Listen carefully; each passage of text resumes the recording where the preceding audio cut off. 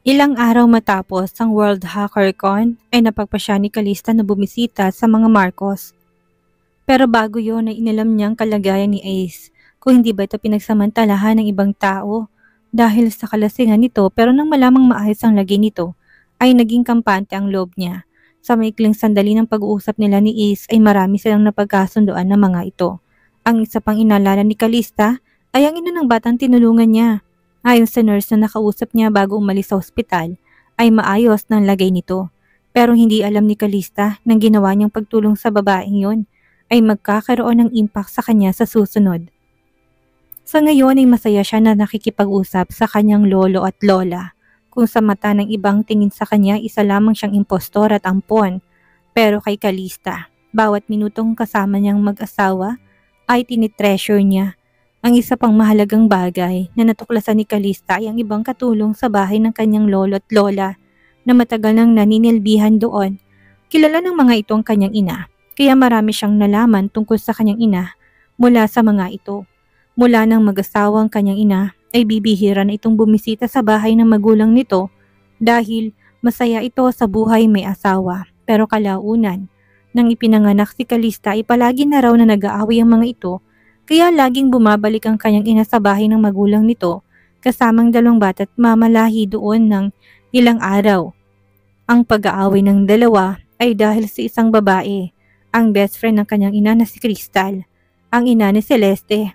At hindi nga katagalan mula nang mawala sa mansyon ng Harrington, si Calista at ang kanyang ina ay nagpakasal ng kanyang ama at si Crystal.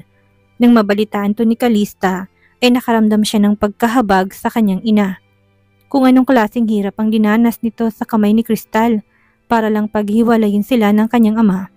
Like a mother, like a daughter indeed, ngayon ay hindi na alam ni Calista kung anong totoong papaniwalaan, kung talaga bang may kinalaman ng mga painting na ginawa nito sa pagkawala nito o dahil yun sa kanyang ama at kay Crystal. Matapos ang masayang kwentuhan sa mag-asawang matanda, ay malawak ang ngiti na nagpaalam si Calista na umuwi. Muntik pa siyang hindi payagan ni Lolo Claret, pero mabuti na lang at napapayag niya ito sa kadahilan ng bibisita siyang muli bukas. Ngunit ang maghapon na kasiyahan na naramdaman ni Calista kasama ang lolo at lola ay dagli ang nawala dahil paglabas niya ng gate ay naghihintay sa kanya ang sasakyan ng assistant ni Frederick. Si Noriel, binuksan itong pintuan sa likod ng driver's seat sa Kaminuestra. Ang kamay na pumasok siya sa loob. Miss Sargente, binilin sa akin ni Sir Frederick na dalahin ka sa ospital dahil siya napagkasundan ninyong operasyon. You knew about it already, so I didn't need to elaborate, hindi ba? Nakagat ni Calistang pang ibabang labi. Sa sobrang saya niya dahil marami siyang nalaman ay nakalimutan niyang ngayong araw na palang palugit na 3 araw ni binigay sa kanya ni Vinson. Sa totoo lang, hindi niya sineryosong sinabi nito dahil ayaw niyang ipa-abort ang bata sa kanyang sinapupunan. Isa ito sa masayang alaala niya kay Vinson. Ang lalaki ni minsan hindi niya akalaing matututunan niyang mahalin. Dahil sa pag-alangan niya ay naisip ni Noriel na nagdalawang isip siya. Kaya naman bahagyang nanikit ang mga mata nito nang tumingin sa kanya. Miss Sargente, iniisip mo ba na kaya mo pang bawiin ang napagkasunduan niya ni boss ko? Mahinang napatawa si Calista sa sinabi ni Noriel. Hindi niya pinahalata ditong plano na nabubuo sa kanyang isip para takasan ang nalalapit na pagkawala ng kanyang anak. No way in hell will she let this asshole ruin the future of her baby. Masyado ka nag-iisip ng walang kabuluhan, Noriel. Pumasok siya sa loob ng sasakyan at tahimik na mupo sa loob habang hinihintay si Noriel na makapasok sa driver's seat at magmaneho. Samantalang sa opisina ni Vinson ay naihilot niya ang sentido dahil siya ibinalita ng assistant. May hinala na siyang hindi niya makikitang muli ang hacker na si C, pero nagbabakasakali pa rin siya. Boss, lahat ng records sa CCTV ni Miss C ay binura at kahit ang check-in records niya sa golf club ay sa ibang pangalan na nakasulat. Tumango-tango si Vincent matapos sa sumisim na mainit na kape.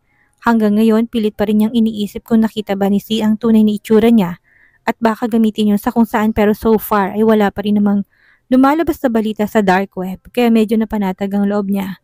Forget it. Then, kung magtatagpong landas namin, ay magtatagpo yun, lalo na't isang mundo lang kaming ginagalawan. Pero boss, tawag ng assistant niya, may record na nandoon si Miss Calista sa Cebu nung araw na nandun kayo. At ayon sa nakausap ko ay sinubukan nitong mag-donate ng dugo sa isang naaksidenteng pasyente. Donate? Buntis siya pero gusto niya mag-donate? Nag-iisip pang babaeng yon.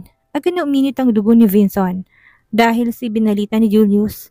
Alam mo bang dahilan kung bakit nasa Cebu siya? Umiling ang assistant. Wala akong idea pero ayon sa nakalap ko impormasyon na mga araw na yon ay nandun din si Mr. Frederick sa ospital at nag-donate din ito ng dugo sa biktima. Hindi lang yun, boss. Umangat ang tingin si Vinson at si Danya Santo na magpatuloy sa pagsasalita. Ngayong araw ay gumawa ng appointment si Mr. Frederick sa isang ospital para ipa-abort ang batang sa sinapupunan ni Miss Calista. Biglang napatayo si Vinson. Dahil sa gulat, unti-unting bumakas ang galit sa mukha niya. Bakit naman ginawa ni Frederick yun? Bakit gusto niyang ipa-abort ang bata sa sinapupunan ni Calista?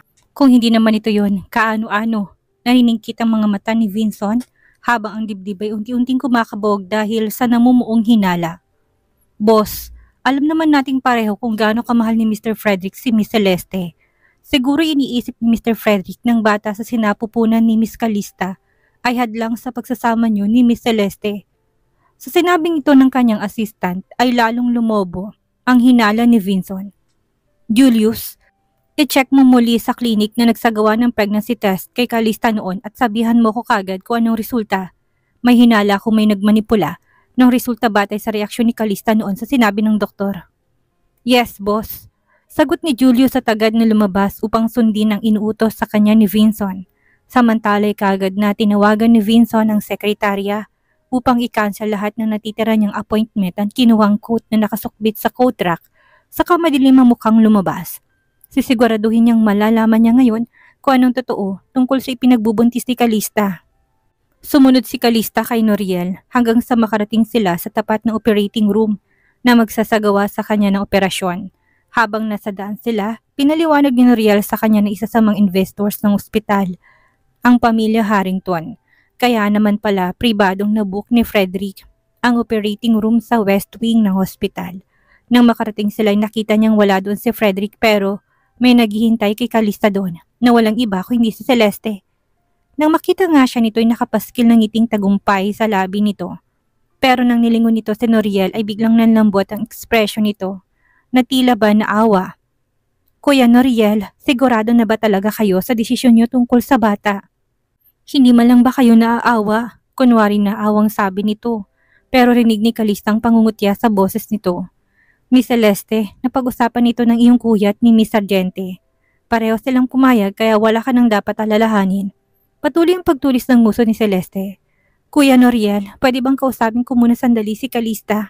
Paglalambing nito. Nag-alangan si Noriel bago to pumayag. Sige, pero sandali lang ha. Naghahanda ng doktor na mag-oopera sa kanya. Mabilis na tumango si Celeste habang si Noriel ay nagpakalayo-layo at iniwan sila. Nang wala nito sa radar ni Celeste saka ito nilabas ang pangil. Calista, Calista. Sa wakas, ako pa rin ang huling ngingiti ng tagumpay. Lumawak ang pagkakangisi nito na tila ba nasaniba ng demonyo habang nakatingin kay Calista. Pero ang dalagay tahimik lamang at kalmadong mukha, malikot din ang mata niya dahil naghahanap siya ng maaring labasan para makatakas sa ospital na ito. As if, papayag siyang magpa-opera. Pwe! Calista, tingnan mo, wala pa akong ginagawa pero hindi na mabubuhay ang bata. Sa sinapupunan mo, nihilig ni Calista ang ulo sa gilid at patagilid na nilingon si Celeste. Talaga? Nang makitang kalmado niyang mukha ay lalong naging arogante ang mukha ni Celeste. At sinusubukang kuhanin ang inis niya, pero sino to para kalabanin si Calista? Nanalo rin akong laban sa'yo sa wakas. Tumaas ang sulok ng labi ni Calista. Malakas ang hinala niyang ito ang may kagagawan ng resulta ng pregnancy test niya. Really despicable. Manang-mana talaga to sa ina nitong maninira rin ng tao. Marahil ay ilang beses na niloko ni Charlotte ang kanyang ina at dahil lumaki ito ng alagang-alaga ng magulang ay madali itong maloko. Hindi masukat ang awang nararamdaman ni Calista para sa ina kung saan lumaki ang tong katulad niyang matapang at kayang lumaban sa kaaway. Malakas na bumuga ng hangin si Calista na tila tinatamad. Tama ka, nanalo ka nga, nanalo ka dahil may kapatid kang kayang ibigay ang gusto mo kahit na mali naman. Sa salitang kapatid ay napaismi si Calista. Ironic, right? Kapatid niya mismong gustong manakit sa kanya. Bakit? Nainggit ka dahil may kapatid ako na nakahandang magtanggol sa akin at ikaw wala? Sorry to say, pero kahit kailan, hindi ka magkakaroon ng kapatid na katulad ng kuya ko. Mahinang napatawa si Calista, pero sigurado siyang narinig yun ni Celeste. Wala akong balak na magkaroon ng kapatid na katulad ng kuya mo. Mas nanaisin ko na lang na walang kapatid kaysa magkaroon ng isang katulad ni Frederick. Hindi makapagsalita si Celeste at nilingon nito si Noriel para tawagin. Sinamantala naman yun ni Calista upang kunin ang scalpel na nakalagay sa tray mula sa nagdaang nurse dahil nakatingin ito kay Celeste at hindi nito napansin ang ginawa niya. Kuya Noriel, nakahanda na po si Calista. Agad na bumalik si Noriel saka sinabihan si Calista na pumasok sa loob bago ito nagbantay sa labas para siguraduhin hindi siya makakatakas. Nang makapasok si Calista sa loob ay lalong lumawak ang pagkakangisi ni Celeste dahil sa matagumpay niyang plano. Sa wakas wala na siyang magiging kaagaw kay Vincent. Ngunit wala pang 2 minuto mula na makapasok si Calista sa loob ay biglang may hindi inasahang bisita. Ang malalaking hakbang na lumapit kay Celeste. Bakas na bakas ang galit sa mata nito at ang mukha ay halos hindi na maipinta sa sobrang dilim. Vincent, bakit ka nandito? Nanlaki ang mga mata ni Celeste sa gulat nang makitang lalaki. Hindi pinakinggan ni Vincent si Celeste at dire-diretsyong naglakad sa pinto na nakasaradong operating room. Pero dahil nakabantay doon si Noriela hindi siya kaagad nakapasok. Move! Matalim ang matang utos niya. Nagsukatan sila ng tingin ni Noriel pero hindi nagpatinag si Vincent. Mas malaki ang katawan niya sa lalaki at mas matangkad. Mr. Alcaraz, wala ho kayong karapatang pumarito. Hinawakan ni Vincent sa balikat si Noriel sa kamalakas yung diniinan bago tinuhod ang pagkalalaki nito at buong pwersang tinulak sa isang tabi. Noriel grimaced in pain, but Vincent ignored him. Malakas na sinipang pinto ng operating room at malalaki ang mga hakbang na pumasok. Ang mata niya ay nakatutok sa babaeng nakahiga sa operating table. Pinigilan siya ng medical staff dahil sa bigla niyang pagpasok. Pero matalim na tingin na puno ng pagbabantang pinukol dito ni Vincent. Stop me, and you're dead. Babala niya sa mga ito. Nakarating na siya sa operating table at nakatayo sa tabi ng mesa. Yumuko siya sa malamig na tinitigan ng babaeng nakahiga. Calista, sa tingin mo, ikaw lang may karapatang magdesisyon sa magiging kapalaran ng bata. Tumayo ka ngayon din. Kung nagulat ang mga medical staff na naghahanda sa operasyon ay mas nagulat si Calista. Ang kamao niyang mahigpit na nakahawak sa scalpel ay lalo pang humigpit. Nakahanda na siyang takutin ng doktor at hindi siya mangingiyeming sakta nito kung itutuloy nitong operasyon. Pero bigla namang bumukas ang pinto at pumasok si Vincent. Vincent, anong ginagawa mo dito? Hindi niya inasahan ang biglang pagdating nito. Natuwa man siya dahil gusto nitong pigilan ang operasyon niya pero hindi niya pinakita kay Vincent. Stop asking me, Calista. Hinawakan siya ni Vincent sa braso at pilit na pinatayo sa operating table. Nanlaban siya pero bigla siya nitong binuhat sa bewang at binuhat palabas ng operating room. Sa tingin mo ba, hahayaan kita na patay mo anak natin? Nasa labas na sila ng operating room nang sinabi ni Vincent at nang marinig ni Calista ay hindi lang nanlaki ang mga mata niya kung hindi napaawang pa ang kanyang labi. Ano sinabi mo, Vincent? Napaismit si Vincent at yumuko upang matalim siyang sulyapan. Ha, sa tingin mo, hindi ko alam na kundi nadala mo? Nanatiling nakaawang ang labi ni Calista. Dahil sa sinabi ni Vincent, karga-karga pa rin siya nito hanggang sa harapan ni Celeste pero wala siyang magawa kahit na gustuhin naman niya na magpababa ay hindi siya nito binitawan. Kapag hindi mo sinarang bibig mo, ay hahalikan kita. I will suck your tongue until you are out of breath. Bulong ni Vincent habang nakayuko nakatitig sa kanya. His dark gaze pierced through Calista's soul that she couldn't help but avoid his gaze. Baka hindi niya mapigilan ang sarili at siya na mismo nga halik dito. How could she not? Kahit nagalit siya dito, ay nananabik pa rin siya dito. She is such... Sa isiping yun ay... Gustong umikot ng mata niya pero nahagip niya ang nakatunganga sa kanilang si Celeste. Samantalang si Noriel ay halos hindi na maidiretsong katawan dahil sa ginawa ni Vincent. Vincent, oh, what are you doing? Mahinang malambing na boses si Celeste nang tinanong nito si Vincent. Ayos lang ba si Calista? Kagad umangat ang isang kilay ni Calista sa tanong ni Celeste. Pretending again, she could see that in Celeste's eyes, the anger, jealousy, and hatred of the way Vincent held her. Sinubukan niya uling tumalon mula sa pagkakahawak ni Vincent para hayaan ang dalawa na makapag-usap pero imbis na luwagan ay hinigpitan ni Vincent ng pagkakahawak sa kanya. Matalim nitong tinignan si Celeste at malamig ang boses nagsalita. Celeste, nagpapasalamat ako sa pagligtas mo ng buhay ko. Pero sana maintindihan mo na hindi ibig sabihin nun ay pwede mo nang gawin ko anong gusto mo at kontrolin ang buhay ko. Huwag mo ubusin ang pasensya ko dahil lang sa utang na loob ko sa'yo para sirain ang buhay may asawa ko. Nalaki ang mata ni Calista sa labis na gulat dahil sa sinabi ni Vincent sa ina ng anak nito. No, hindi Vincent. Wala akong kasalanan. Kahit na tanungin mo pa si Kuya Noriel. Hindi to sinagot ni Vincent at mabilis na ng hakbang na tinalikuran ang babae. Nang lingunin ito ni Calista ay nakita niyang pagtulo ng luha ni Celeste habang nanlilitid ang leeg sa galit na sumunod ang tingin sa kanila. Calista couldn't believe it. Walang katapusan ng kasamaan ng babaeng ito. Hindi lang yun, sa sobrang sama na ugali ito ay walang pag-anilangan tinaraydor nito ang kapatid nito para maging malinis ang sarili sa harap ni Vincent. Vincent, ibaba mo na ako. Kaya ko maglakad mag-isa. Hindi siya pinansin ni Vincent. Nang makarating sila sa labas ng ospital ay naghihintay na sasakyan ng assistant nito at kagad silang pinagbuksan ng pinto.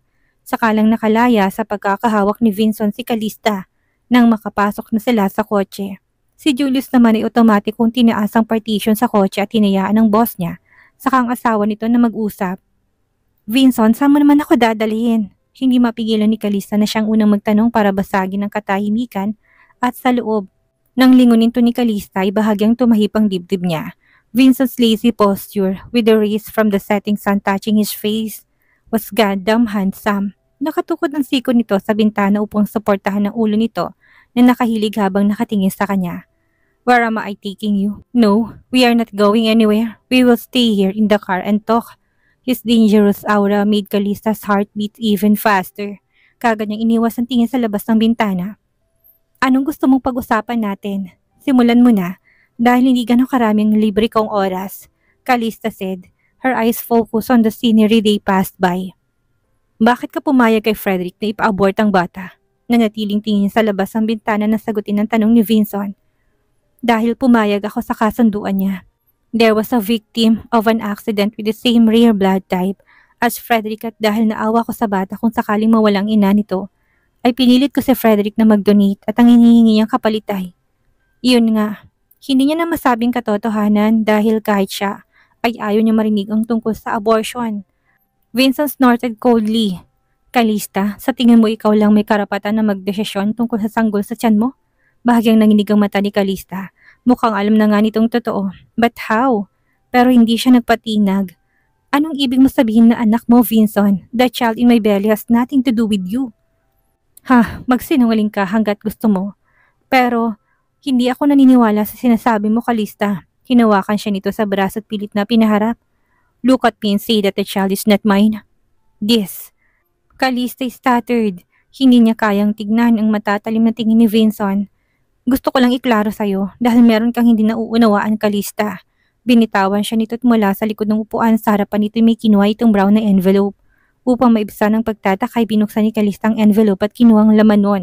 Lumantad sa kanya mga letrang tila nagsasayawan at paikot-ikot na parang noodles pero kahit na ganon ay naintindihan pa rin niya yon. Burmese, ang papeles na hawak niya ay nakasulat sa Burmese. Calista flipped the page until she reached the middle part of the found and English words. Bumungad sa kanyang adoption agreement na nakasulat sa malalaking letra. Kasama noon ay yung larawan ng bata, ni Santino. Ano ito? Adopted? Nagangat siya ng tingin upang tanungin si Vincent.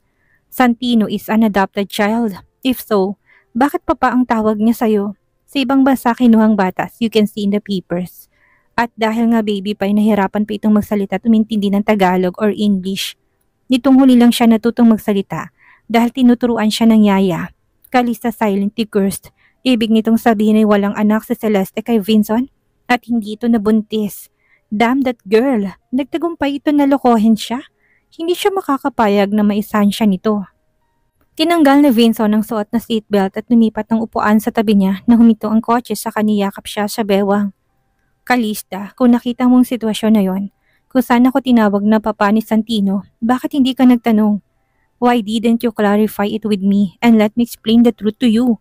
Pinalakihan ito ng mata ni Calista. Nang maalalang araw kung saan nagsinungaling sa kanya si Vincent, ay bumabalik ang galit niya. Nagtanong ako, Vincent. Tumawag ako ng araw na yon pero nagsinungaling ka. Ang sabi mo wala ka pa sa bansa pero ang totoo ay kasakasama mo ng mag-inang yon. Napamata si Vincent dahil sa sinabi niya. Mukhang naalala nito kung ano ang tinutukoy niya. You were in that hospital that day? I'm upset. Kumigpit ang pagkakayakap sa kanya ni Vincent saka pinatong ang baba sa kanyang balikat. I'm sorry, Calista. That was my fault. Hindi ko kagad nasabi sa'yo sa telepono kasi hindi ko alam kung maintindihan mo ko. Kaya hinintay ko na munang makauwi sa bahay para explain sa'yo ang totoo. Pero nang makauwi ako ay wala ka na. So ako pang sinisisi mo na baka magalit ako? Bakit hindi mo muna sinubukan bago ka mag-assume? Kung gaano kaka-imposing si Vincent kanina, nung kaharap si Noriel ay para naman tong maamong tupa pagdating kay Calista. I'm sorry, Calista. I'm sorry.